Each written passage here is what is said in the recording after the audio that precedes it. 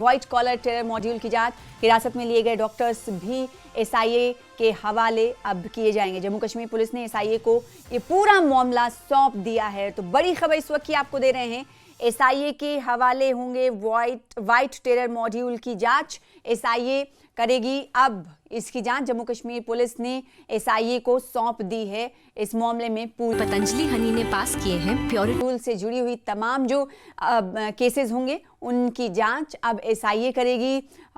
ये आपको बताएं कि स्टेट इन्वेस्टिगेशन एजेंसी करेगी और व्हाइट कॉलर टेरर मॉड्यूल पूरी तरीके से इनके निशाने पर होगा, राडार पर होगा। हिरासत में जो भी डॉक्टर्स अब तक लिए गए हैं वो अब जम्मू कश्मीर पुलिस उन्हें एसआईए के हवाले कर देगी।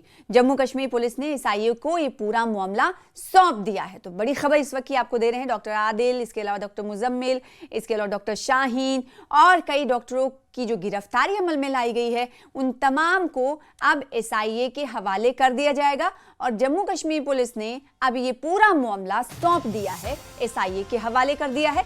लिहाजा अब ये पूरी जांच एसआईए करेगी। इस बड़ी खबर पर जानकारी लेंगे। हमारे साथ हमारे नुमाइंदे जुड़ रहे हैं। सरोज का रुख कर लेते हैं। सरोज, अब जितने व्हाइट कॉलर टेरर मॉड्यूल से जुड़े हुए मामले हैं उनको एसआईए के सुपुर्द किया जा रहा है और जम्मू कश्मीर पुलिस ने अब तक जितने भी डॉक्टरों को हिरासत में लिया या फिर गिरफ्तार किया है उन तमाम को एसआईए के हवाले कर देगी। क्यों, और इसके पीछे की तफसीलात भी बताइएगा और साथ ही साथ आज के हवाले से क्या कुछ अपडेट सुबह से अब तक रहा वो भी। बिल्कुल सना, देखिए और है भी काफी जरूरी है। देखिए इसका रीजन ये है कि जम्मू कश्मीर पुलिस जो है वो एक यूटी की पुलिस है। जहां तक उनकी कमांड है, उनका जो इसमें कंट्रीब्यूशन रहा वो तब रहा कि जब हमें पता लगा किस तरह से पहले 19 तारीख को, अगर आपको याद होगा 19 अक्टूबर को जब यहाँ बनपुरा नौगाम इलाके में कुछ पोस्टर्स लगाए थे जैश ए मोहम्मद की तरफ से और तब उन्होंने सिक्योरिटी फोर्सेस और जम्मू कश्मीर पुलिस को स्टर्न धमकियां दी थी उन पोस्टर्स में। वहां से ये सारा मामला स्टार्ट हुआ। उसके बाद एसएसपी डॉक्टर संदीप चक्रवर्ती जो है उन्होंने इस केस को टेकअप किया। किस तरह से फिर आगे लिंक्स निकले हमने देखा, फरीदाबाद के लिंक्स निकले। उसके बाद डॉक्टर आदिल जो है, जो सबसे पहली कड़ी इसमें बनी वो थी डॉक्टर आदिल की।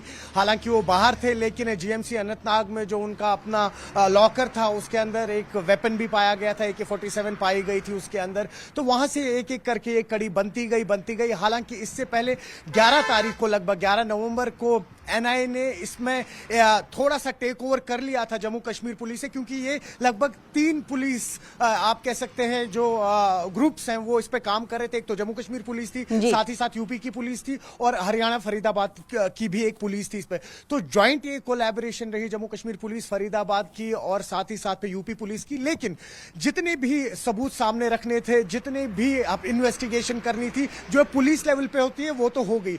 उसके बाद क्योंकि मामला और ज्यादा बढ़ गया और सबसे वर्स्ट पॉइंट जो रहा वो आपने देखा कि अभी 2 दिन पहले नौगाम में जो हादसा हुआ जहां पर ये इतना बड़ा आर्म्स ये एम्यूनिशन जो था ये जो फट गया 350 केजी से ज्यादा।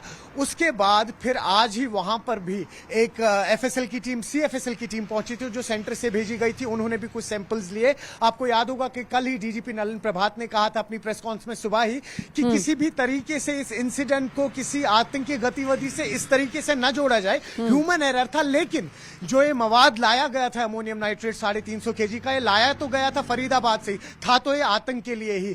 तो उन्होंने उसके बाद कहा था कि अब प्रॉपरली हम सोच रहे हैं कि सेंटर की मदद लेके, एमएचए की मदद लेके हम इस पे प्रॉपर इंक्वायरी बिठाएंगे। तो जिसके चलते हुए हमने देखा कि कल शाम से ही इंक्वायरी की जो प्रक्रिया है वो शुरू हुई 48 घंटे के बाद ही।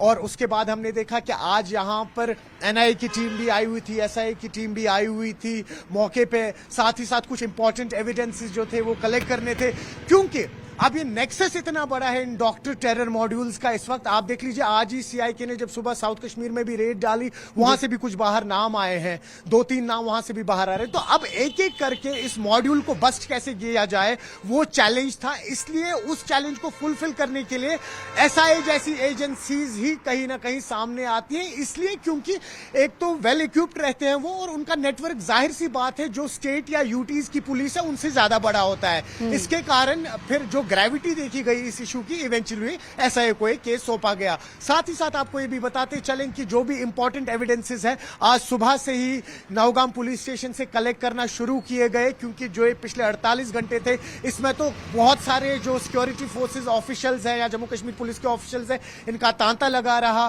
साथ ही साथ आपने देखा 9 लोग शहीद हुए, 27 लोग जख्मी हुए। तो पहले जब तक ये मामला ठंडा ना होता तब तक सब लोगों को एक्सेस दिया गया उस पुलिस स्टेशन का, लेकिन आज सुबह से ही फिर वहां पर जो ये जो फॉरेंसिक टीम्स हैं ये जो वहां पहुंची तो तब जाके वो तमाम एरिया आज सुबह से थोड़ा सा बंद कर दिया गया, ताकि अब क्योंकि 48 घंटे से ज्यादा हो चुके थे, काफी सारे एविडेंसेस कलेक्ट करने थे, तो उनमें भी कोई कोताही ना होती। तो उसी के चलते हुए आज कई सारी टीम्स हैं जिनको ये जिम्मेदारी मिली थी, जिसमें कई सारी एजेंसीज भी हैं, जिसमें अब एसआईए भी है। इन्होंने अपने इंपॉर्टेंट एविडेंसेस आज कलेक्ट किए हैं। अब इस पे किस तरह से आगे इंक्वायरी होगी वो देखना होगा, और ये भी देखना होगा सना साथ ही साथ कि और ये जो ये लिंक निकला है इन तमाम डॉक्टर्स का जो आतंकी गतिविधियों से जुड़े हुए हैं, और कितने नाम अब इसमें सामने आएंगे। कई सारी ख्वातीन भी है जिनके नाम सामने आए हैं, प्रॉपर डॉक्टर्स है वो।